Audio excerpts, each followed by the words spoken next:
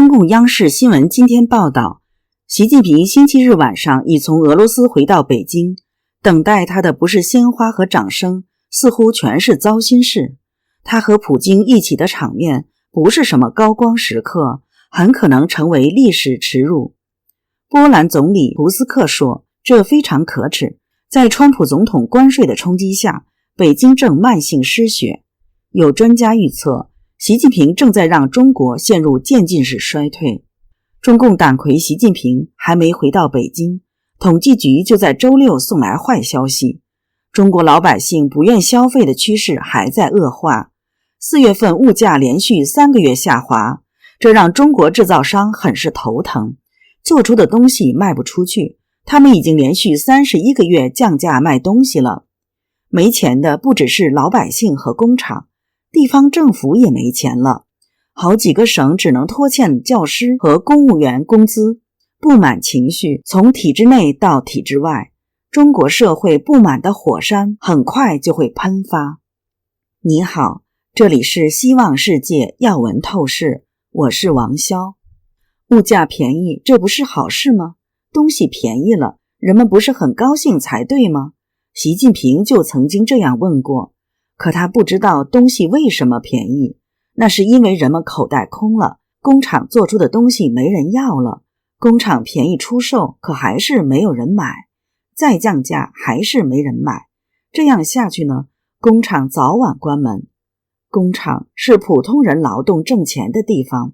工厂没了，人都没事做了，兜里的钱可不是凭空来的，是打工从工厂挣来的，这事很像鸡生蛋，蛋生鸡，循环往复，没人买东西，工厂降价还是没人要，社会和经济就撑不下去了。没有钱，中国的年轻人都想开了，他们不再想结婚，不再想要后代，他们自称是最后一代。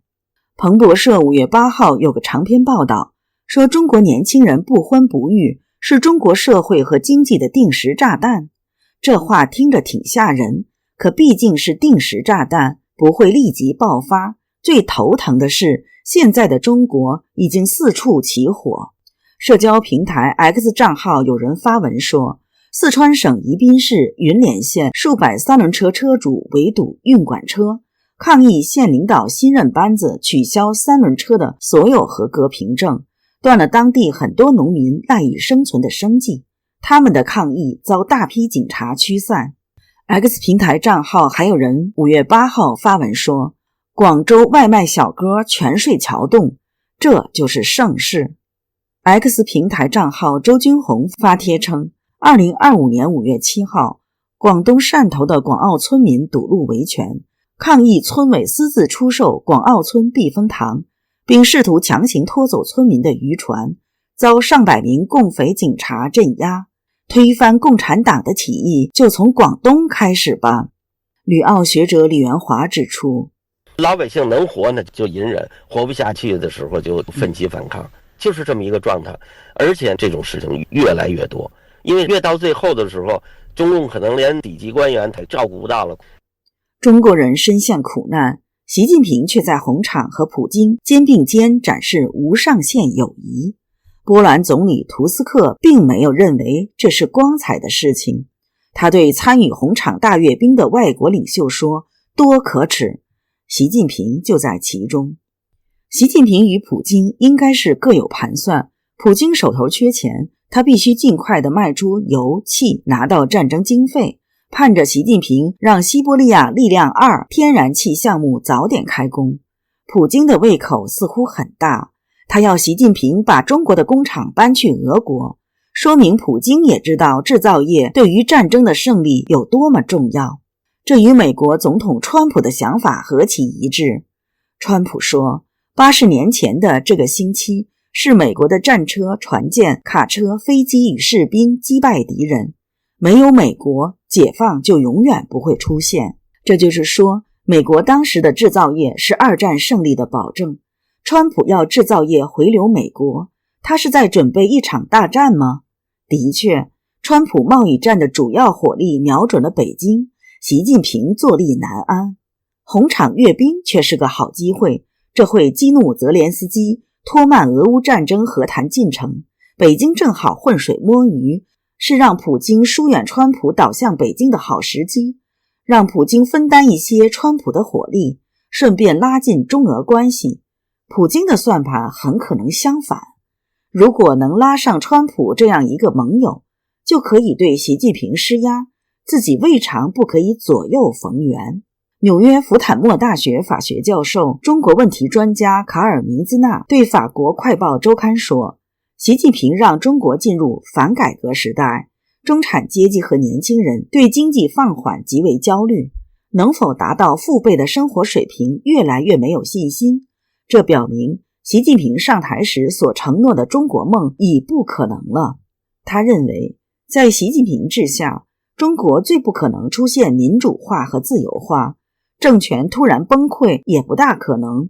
最有可能的是渐进式衰退。5月8号，美国与英国达成了贸易协议，也是川普总统认定的2战胜利日。这里有什么巧合吗？在中美将与瑞士谈判前一刻，川普5月9号上午在社交媒体真相社会上发文说，对中国征收 80% 关税是合理的，并将裁决权交给了财政部长贝森特。路透社报道，5月11号，贝森特与中共副总理何立峰在日内瓦为期2天的谈判已经结束，谈判细节会在星期一公布。白宫经济顾问哈塞特对福克斯新闻说，北京看起来非常急切，迫切希望重新恢复正常贸易关系。哈塞特还说，上周与英国达成协议后，更多贸易协议将陆续宣布，看起来都有点像与英国的协议，但每一个都是量身定制的。对此，李元华认为，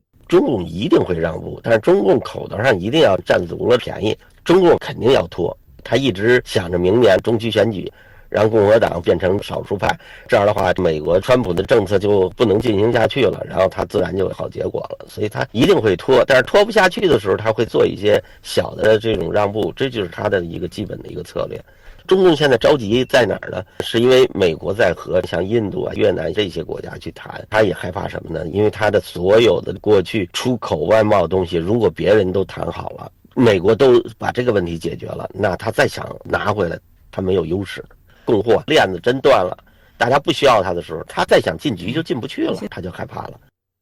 李元华指出，中共不会为了老百姓因贸易战失业而对美国让步，一切似乎都在按照川普排定的剧本在演。如果中共急于与美国达成协议，显然其虚弱至极。红场阅兵表演更让世界感到愤怒。泽连斯基认为这是玩世不恭，充满恶意和谎言。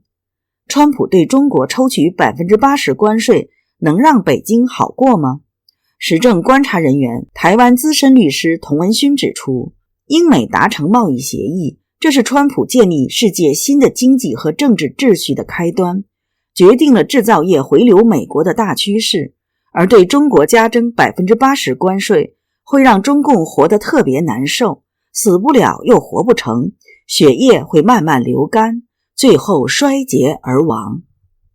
这里是希望世界要闻透视，感谢你的陪伴与思考，请订阅分享并打开小铃铛，一起在动荡中坚守真相，在黑暗中点燃希望。